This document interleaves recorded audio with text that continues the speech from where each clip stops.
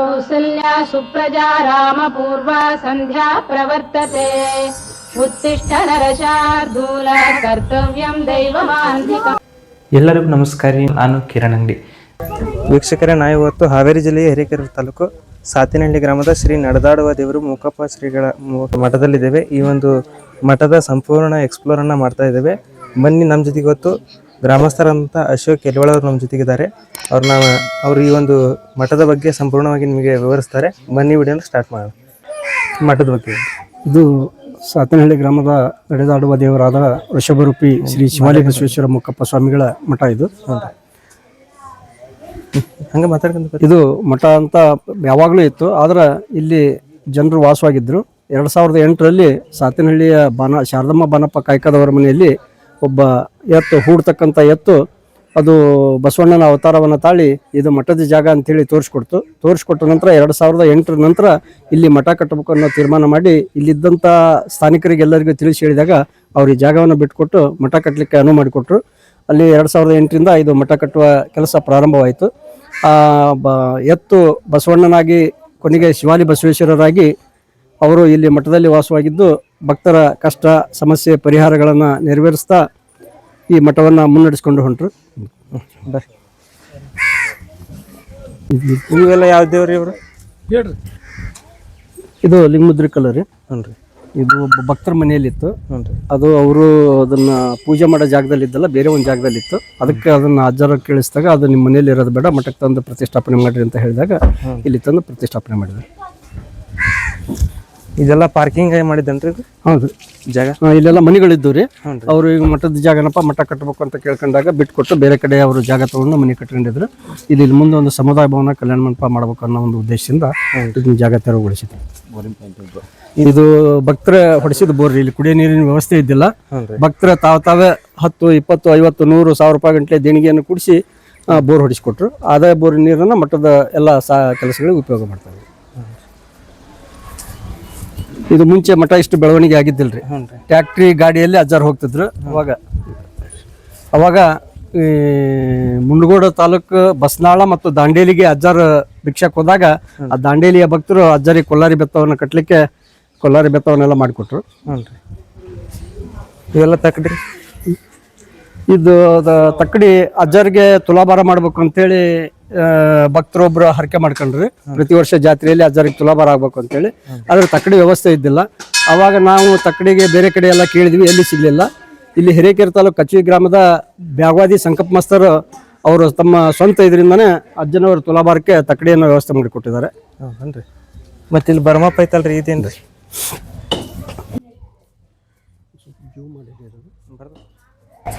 ಇದು ಲಿಂಗಮುದ್ರಿ ಕಲ್ರಿ. ಈ ಕಲ್ಲಿನಲ್ಲಿ ಒಂದು ಲಿಪಿ ಇದೆ. ದುರ್ಗದ ಹನುಮಗೌಡರು ಅನ್ನತಕ್ಕಂಥವ್ರು ದತ್ತಿದಾನ ಕೊಟ್ಟಿದ್ದಾರೆ ಅನ್ನೋ ಒಂದು ಲಿಪಿ ಇದೆ. ಆ ಇದರಿಂದ ಇದು ಮಠದ ಮೂಲ ಜಾಗ. ಚಿತ್ರದುರ್ಗದ ಮುರುಘಾ ಮಠಕ್ಕೆ ಸಂಬಂಧಪಟ್ಟಂಥದ್ದು ಅನ್ನೋ ಒಂದು ಮಾಹಿತಿ ಇದರಲ್ಲಿ ಸಿಗುತ್ತೆ. ವೀಕ್ಷಕರೇ, ನೀವು ನೋಡ್ಬೋದು, ಲಿಪಿ ಕಾಣುತ್ತಿರ್ಬೋದು. ದುರ್ಗದ ಹನುಮಗೌಡರು ಅನ್ನತಕ್ಕಂಥವ್ರು ದತ್ತಿದಾನ ಕೊಟ್ಟಿದ್ದಾರೆ ಅಂತೇಳಿ ಹಳಗನ್ನಡ ಲಿಪಿ ಇದೆ ರೀ.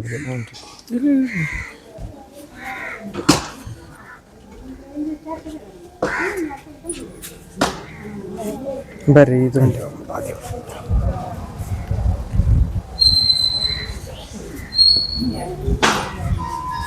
ಇದು ಗದಿಗೆ ಏನ್ರಿ? ಇದು ಮತ್ತೆ ಇದು ಲಿಂಗಮುದ್ರಿ ಕಲ್ಲು ರೀ. ನಮ್ಮ ಈ ಊರಲ್ಲಿ ಬರಮದೇವ್ರ ಲಿಂಗಮುದ್ರಿ ಕಲ್ಲು ಸಾಕಷ್ಟು ಇದಾವ್ರಿ. ಅದು ಇವೆಲ್ಲ ಅಜ್ಜಾರು ತೋರಿಸಿದಾವೆ.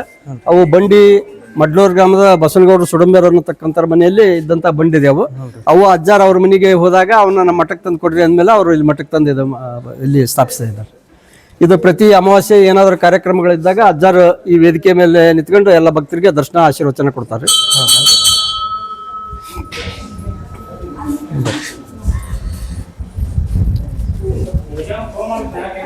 ಇದು ಮಠ ಯಾವಾಗ ಆಗಿದ್ರಿ? ಇದು 2008ರಿಂದ ರೀ. 2008ರಿಂದ ರೀ. ಇದು ಬರಮದೇವ್ರಿ. ಇದು ಮಣ್ಣಲ್ಲೇ ಮುಚ್ಚೋಗಿತ್ತಿಲ್ಲ. ಇಲ್ಲೇ ಬೆದರ್ಪಳ್ಳಿ ಎಲ್ಲ ಇತ್ತು. ಈ ಜಾಗ ತೆರವುಗೊಳಿಸಿದ ಮೇಲೆ ಇದನ್ನ ಮತ್ತೆ ಎತ್ತಿ ಗದಿಗೆ ಕಟ್ಟಿ ಪ್ರತಿಷ್ಠಾಪನೆ ಮಾಡಿದ್ರು. ಬರಮಪ್ಪ ಯಾರು ತೋರಿಸಿದ್ರಿ? ಅಜ್ಜಾರ ತೋರಿಸಿದ್ವು ಇವೆಲ್ಲ.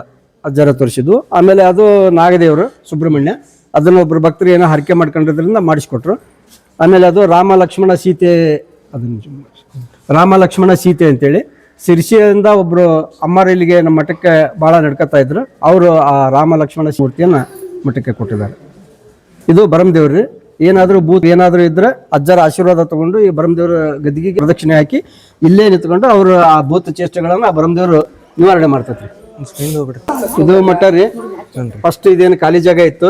2008 ಇಲ್ಲಿ ಮಠ ಕಟ್ಟಬೇಕು ಅಂತ ಮಾಡಿದ್ವಿ. ಅವಾಗ ಅಜ್ಜನವ್ರ ಜೋಳಿಗೆನೂ ದೊಡ್ಡದಿದ್ದಿಲ್ಲ, ಭಕ್ತರು ಹೆಚ್ಚಿದ್ದಿಲ್ಲ.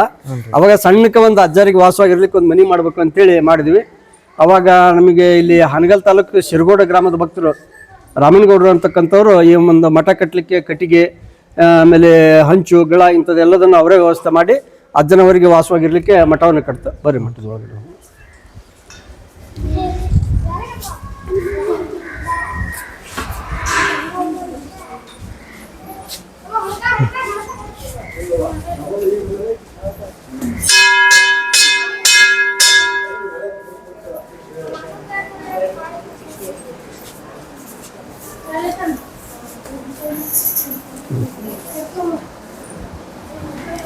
ಇದು ಯಾವ ರೂಮ್ ರೀ? ಇದು ಅಜ್ಜನವ್ರು ವಾಸವಾಗಿರೋ ರೂಮ್ ರೀ. ಇದು 2 ಅಜ್ಜರು ಇಲ್ಲೇ ಇರ್ತಾರೆ. ಇಲ್ಲೇ ವಿಶ್ರಾಂತಿ ಪ್ರಸಾದ ಅವ್ರದ್ದು. ಒಳಗೆ ಬರ್ರಿ.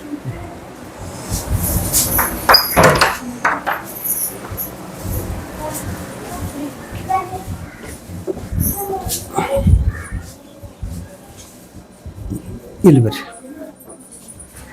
ಇದು ಅಜ್ಜನವರ ಸ್ನಾನಗೃಹ ರೀ. ಪ್ರತಿ ದಿವಸ ಬೆಳಗ್ಗೆ ಸಾಯಂಕಾಲ ಅವ್ರಿಗೆ ಸ್ನಾನ ಶಿವಪೂಜೆ ಆಗ್ಬೇಕು. ಇಲ್ಲಿ ಸ್ನಾನ ಮಾಡ್ಕೊಂಡು ಒಳಗೆ ಬರ್ಬಾರ್ದು.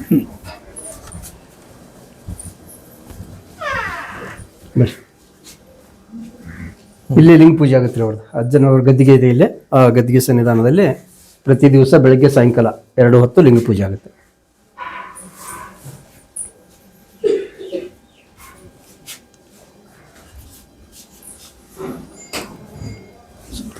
ಫೋಟೋ ತೋರು.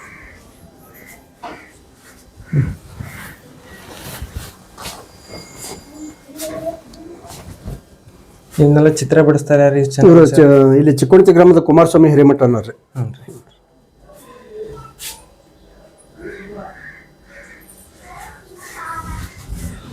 ಬಾಳಕ್ಕೆ ರೀ. ಬಾಳಕ್ಕೆ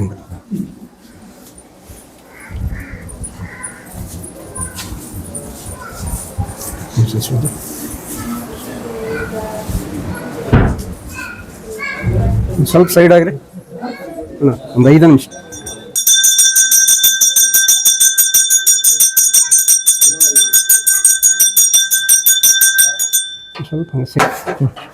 ಇವ್ರ ಬಗ್ಗೆ ಹೇಳ್ರಿ.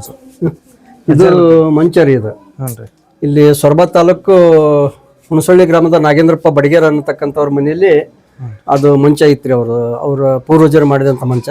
ಅವ್ರ ಮನೆಯಲ್ಲಿ ಏನೋ ಒಂದು ಕೆಟ್ಟ ಘಟನೆ ನಡೆದಿದೆ. ಅಂದ್ರೆ ಆ ಮನೆಯ ಹಿರಿಯರು ಹಿಂದೆ ಏನೋ ಒಂದು ಅನಾಚಾರ ಮಾಡಿ ಆದ ಮಂಚದ ಕೆಳಗೆ ಹೂತ್ ಹಾಕಿದ್ರಂತೆ.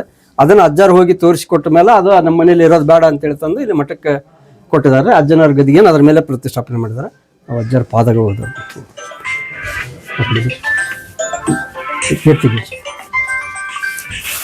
ಅಜ್ಜರ ಪಾದ ಇವ್ರ ಮುಖೋಪಚಾರ ಅಂತ ಹೆಂಗ್ ಗೊತ್ತಾತ್ರಿ? ಫಸ್ಟ್ ಇವ್ರ ಶಾರದಮ್ಮ ಬಾನಪ್ಪ ಕಾಯ್ಕದ ಅನ್ನತಕ್ಕಂಥವ್ರ ಮನೆಯಲ್ಲಿ ಹುಟ್ಟಿದ ಒಂದು ಎತ್ತರ ಇದೆ. ಇದು ಬೇಸಾಯಕ್ಕೆ ಅಂತ ಹೋಗಿ ಅವ್ರು ಮಧ್ಯಾಹ್ನ ಊಟಕ್ಕೆ ವಿಶ್ರಾಂತಿ ಬಿಟ್ಟಾಗ ಆ ಎತ್ತು ಹಗ್ಗ ಹರ್ಕೊಂಡೋಗಿ ಇಲ್ಲಿ ಊರಿಂದ 1 ಕಿಲೋಮೀಟರ್ ದೂರದಲ್ಲಿ ಶಿವಾಲಿ ಗುಡ್ಡ ಅಂತ ಇದೆ, ಆ ರೈತರ ಪಕ್ಕ ಹೊಲದ ಪಕ್ಕ. ಅಲ್ಲಿ ಹೋಗಿ ಕಾಲಿಂದ ಕೆದರಕತ್ತಾಗ್ರಿ ಯಾಕೆ ಕೆದರ್ತೈತಿ ಅಂತೇಳಿ ಹಿಡ್ಕೊಂಬಂದ್ ಕಟ್ಟಿದ್ರೆ ಮತ್ತೆ ಹಗ್ಗ ಹರ್ಕೊಂಡೋಗಿ ಅದೇ ಜಾಗದಲ್ಲಿ ಕಾಲಿಂದ ಕೊಮ್ಮಿಂದ ಕೆದರಕತ್ತೈತಿ. ಅವಾಗ ಊರಿನ ಜನ ಎಲ್ಲ ಹೋಗಿ ಆ ಜಾಗವನ್ನ ನೋಡಿದಾರೆ. ಆಮೇಲೆ ಅದು ಕೆದರಕತ್ ಮೇಲೆ ಒಂದ್ ಸ್ವಲ್ಪ ಗುದ್ಲಿ ಗೋರಿ ತಗೊಂಡು ಅಗದು ನೋಡಿದಾರ್ರಿ. ಅಗದು ನೋಡಿದಾಗ ಕೆಲವೊಂದು ಶಿಲಾಸ್ಮಾರಕಗಳು ಕಂಡಿದಾವಲ್ಲಿ. ಆಮೇಲೆ ಆಗಲಿನ ಒಂದು 5-6 ಜನ ಮಠಾಧೀಶರು ಅವರು ಬಂದು ಇದು ಇಲ್ಲಿ ಏನೋ ಒಂದು ಐತಿಹಾಸಿಕ ಇದು ಇದೆ ಅಂದ್ರೆ JCB ಹಚ್ಚಿ ತೆಗಿಸಿದ್ರಿ. 8 ಅಡಿಯಷ್ಟು ಆಳದಾಗ ತೆಗೆದಾಗ 2 ಜೀವಂತ ಗದ್ದಿಗೆಗಳು ಸಿಕ್ಕುರಿ ಅಲ್ಲಿ. ಹಿಂದೆ 12ನೇ ಶತಮಾನದಲ್ಲಿ ಜೀವಂತ 2 ಜನ ಶರಣರು ಇಲ್ಲಿ ಗದ್ದಿಗೆಯಲ್ಲಿ ಲಿಂಗೈಕ್ಯರಾಗಿದ್ದಾರೆ. ಅವ್ರ ಗದ್ದಿಗೆ ಇವು. ಅವರು ಇವತ್ತು ಭೂಲೋಕಕ್ಕೆ ಬರ್ಬೇಕಾದ್ರೆ ಯಾವ ರೂಪದಲ್ಲಿ ಬರ್ಬೇಕಪ್ಪ, ಮಾನವ ರೂಪದಾಗ ಬರ್ಬೇಕು, ಯಾವ ರೂಪದಲ್ಲಿ ಬರ್ಬೇಕು ಅಂತ ವಿಚಾರ ಮಾಡಿದಾಗ ಮಾನವ ರೂಪದಕ್ಕಿಂತ ನಂದಿ ರೂಪದಲ್ಲಿ ಬಂದ್ರೆ ನನಗೆ ಶ್ರೇಷ್ಠ ಇದೆ ಅಂತೇಳಿ ಆ ಬಸವಣ್ಣ ಪಾದದಿಂದ ಏನು ಕೆದರ್ತಲ್ಲ, ಅವಾಗ ಆ ಬಸವಣ್ಣನ ಪಾದದ ಮುಖಾಂತರ ಆ ಗದ್ದಿಗೆಯಲ್ಲಿ ಇರ್ತಕ್ಕಂಥ ಶರಣರು ಆ ಬಸವಣ್ಣನ ಆತ್ಮದಲ್ಲಿ ಸೇರ್ಕೊಂಡ್ರು. ಇವತ್ತಿನಿಂದ ಇದು ಬಸವಣ್ಣ ಎತ್ತಲ್ಲ, ಇದು ನಮ್ಮ ಹಾಗೆ ಒಬ್ಬ ಶರಣರು. ಇದನ್ನ ದಿನನಿತ್ಯ 2 ಹೊತ್ತು ಪೂಜೆ ಪ್ರಸಾದ ಮಾಡ್ಕಂತ ಅವ್ರನ್ನ ಪೂಜ್ಯ ಭಾವನೆಯಲ್ಲಿ ಕಾಣ್ರಿ ಅಂತ ಹೇಳಿದ್ರು. ಅವತ್ತಿಂದ ಅವರು ಈ ಮಠದ ಉತ್ತರಾಧಿಕಾರಿಯಾಗಿ ಈ ಮಠವನ್ನು ಬೆಳೆಸ್ಕೊಂತ ಬರ್ತಿದ್ದಾರೆ. ಅಂದ್ರೆ ಈ ಮಠಕ್ಕೆ ಇದು ಮನುಷ್ಯ ರೂಪ ಮಾನವ ರೂಪದ ಸ್ವಾಮಿಗಳಲ್ರಿ. ಇದು ನಂದಿ ವೃಷಭರೂಪಿ ಮಠ ರೀ. ಇದು ವೃಷಭರೂಪಿ ಸ್ವಾಮಿಗಳು. ಆಮೇಲೆ ಇನ್ನೊಬ್ರು ಇವರು ಶಿಷ್ಯರಾಗಿ ಹುಟ್ಟಿದ್ರು ಅಂತ ಇವರು ಫಸ್ಟ್ ಹುಟ್ಟಿದವರು ಶಾರದಮ್ಮ ಬಾನಪ್ಪ ಕಾಯ್ಕದವರ ಮನೆಯಲ್ಲಿ ಹುಟ್ಟಿದ್ರಿ. ಹುಟ್ಟಿ ಅವರು 4-5 ವರ್ಷ ಈ ಮಠದ ಎಲ್ಲ ಉತ್ತರಾಧಿಕಾರವನ್ನ ಮಾಡ್ಕೊಂತ ಬಂದ್ರು. ಅಲ್ಲಿ ಮೂಲ ಸ್ಥಳವನ್ನು ಕೆದರದಲ್ಲಿ 2 ಗದ್ದಿಗೆಗಳೇನು ಸಿಕ್ಕವಲ್ಲ ಆ ಇದರಿಂದ ಈ ಮಠಕ್ಕೆ 2 ಮಠಾಧಿಪತಿಗಳು ಇರಬೇಕು ಅನ್ನೋದು ಒಂದು ಪ್ರತೀತಿ ಇದೆ. ಆ ಪ್ರಕಾರ ಮತ್ತೊಬ್ಬ ಅಜ್ಜರು 2015ರಲ್ಲಿ ಹಿರೇಕೆರೆ ತಾಲೂಕು ಲಿಂಗಾಪುರ ಗ್ರಾಮದ ಹನುಮವ್ವ ಫಕೀರಪ್ಪ ಅರಳಿಕಟ್ಟಿ ಅನ್ನತಕ್ಕಂಥ ಮನೆಯಲ್ಲಿ 2015ನೇ ಇಸ್ವಿಯಲ್ಲಿ ಒಂದು ಹಸುವಿನ ಗರ್ಭದಲ್ಲಿ ಜನಿಸಿದ್ರಿ. ಜನಿಸಿ ಆ ನಂತರ ಅವ್ರಿಗೆ ಇದು ಮಠದ ಅನ್ನೋದು ಗೊತ್ತಿಲ್ಲ. ಆ ಕರು ಜನಿಸಿ 5 ದಿವಸ ಆದ್ರೂ ತಾಯಿ ಹಾಲು ಕುಡ್ದಿಲ್ಲ.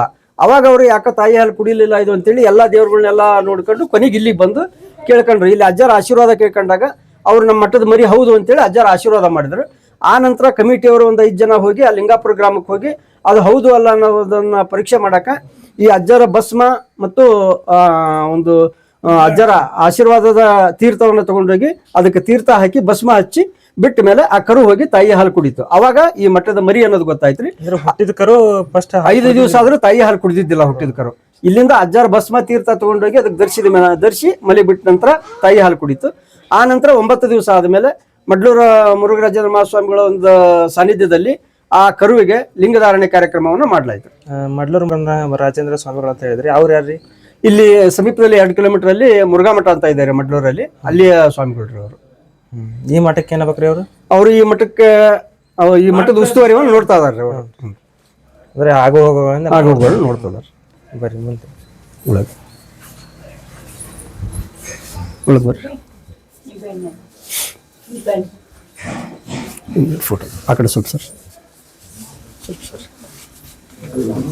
ಇವರು ಸಾತೇನಹಳ್ಳಿ ಗ್ರಾಮದಲ್ಲಿ ಜನಿಸ್ತಕ್ಕಂಥವ್ರಿ. ಶ್ರೀ ಶಾಂತಕವಿ ಉರ್ಫ್ ಸಕ್ಕರೆ ಬಾಳಾಚಾರ್ಯರು ಅಂತ ಹೇಳಿ ರಂಗಭೂಮಿ ಕಲಾವಿದರು. ಇವರು ಮರಾಠ ಕವಿಗಳು ಹೌದು. ಅನೇಕ ನಾಟಕಗಳನ್ನ ಉಷಾಕಿರಣ ಮತ್ತೆ ಇನ್ನು ಅನೇಕ ನಾಟಕಗಳನ್ನ ಮಾಡಿ ಶ್ರೇಷ್ಠ ಕವಿಗಳಾಗಿ ಜನಿಸಿದ್ದಾರೆ. ಅವರ ಈ ಸಾತೇನಹಳ್ಳಿ ಗ್ರಾಮದಲ್ಲೇ ಜನಿಸಿದ್ದು ಧಾರವಾಡದಲ್ಲಿ ವಾಸವಾಗಿದ್ರು.